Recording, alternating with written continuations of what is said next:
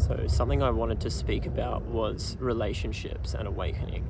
And this is a really interesting one because I think there's so many different viewpoints on this out there that it can get quite confusing. And I know I've spoken about things along the lines of this in some videos, and I've even at times myself felt like, oh, should I share stuff like this because it's in some way there is a personal thing to it, but it's such an important part of our humanity here, and our humanness is this relationship thing and how we connect with someone and intimacy and really finding what works for us. But in terms of relationships and awakening, this is a big one for a lot of people, right? Because as you wake up, as you realize more of your unified nature with everyone and everything, the fact that you are a being behind all of your characteristics, thoughts, feelings, you start seeing that more in everyone else. And so to have a really fulfilling relationship, there needs to be the beingness in both people. There needs to be the recognition of that one being in both people, right? But then on top of that, of course, there's still the human linear story and game unfolding, and there's the beautiful parts, there's the hard parts, there's all of our feelings, everything that happens in form, things fall apart, great things happen. But if we don't have the recognition of us, of this one presence looking out of my eyes that is looking out of yours now, then inevitably it's going to really suffer and fall apart if we can't have that practice of grounding ourselves. So when we do slip up, when there is friction or a challenge, we can say, okay, I notice that this is happening, but there's a recognition of something more true behind that. And this, at least in the journey here, I've had some amazing and really fulfilling and strong relationships, but also challenging ones. And I think that's the same for everyone. And so it got to that point here where it's now what feels right in the beingness is to find something that really is really solid in that area where there's just connection. And I have met people like that, where instantly there's a recognition of the being, and there's something deeply satisfying in that. But even if there's a connection in the being, we can still, of course, we all have different personalities, so we can inform and in the person of who we are be completely different to that person, right? I could eating salad and going to bed early and watching documentaries, and then you meet someone and there's there's a strong connection in the being, but then they could be a heroin addict for and love partying and not sleeping, and then so there's this weird conundrum where you can have the personalities and the person really click, but then there's no being.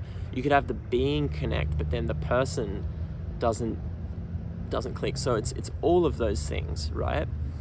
And of course there's attraction and all of that. But I've found, at least here, the more I've sunken into this dimension of being, the more I don't really care about that. Of course, there's still the person of me that that gets reeled into that, and it's a thing. But the less I really care about it, and I don't see people in that way. I do see the being in everyone. I'm not thinking what is attractive and what's not. What attractive to me is the how much love can I sense from this person, and ultimately that is a reflection of myself. How much am I loving myself? And so we all know that a big part of this is sex as well. How are we experiencing sex? How is it making us feel? Are we having sex? Because I know and there's a lot of traditions, and I've explored a lot of these where they say no sex, bad, no sex, and so what they point to in that is that for the male they speak about mostly, by being celibate, you're harnessing your energy, right? There's a life force in the male, and by holding that seed, then we're cultivating that energy. But intimacy and sex is such a big part of this experience, right? And just to allow ourselves to enjoy in a conscious and loving way the pleasures of life is such a rewarding thing. It's a very fulfilling thing to experience with someone else, that level of connection. So I do think there's not one right way or one wrong way. I think they're all okay. It depends on what feels to you the truest. Like by following this, what path, what avenue with this is making me feel the most self-love and the most connected, right? For some, that might be celibate because the pull might be so strong, right? In terms of lust, sexual desire, it's so strong that it pulls us completely from who we are now, and that's very strong for a lot of people because it's got such an energetic pull. It's thousands of years, hundreds of years of conditioning that it's like you're being hypnotized and you get pulled from the peace of your being now.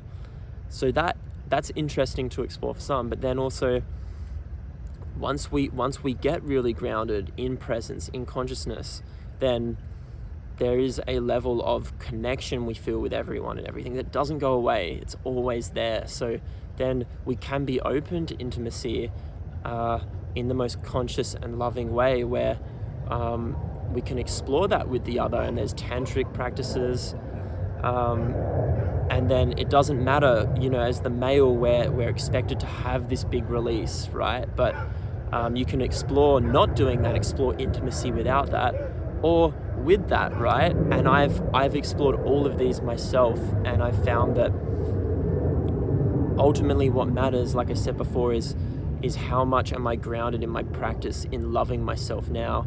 And then it doesn't matter, if it's mutual and there's the connection there, then we came here to enjoy, right?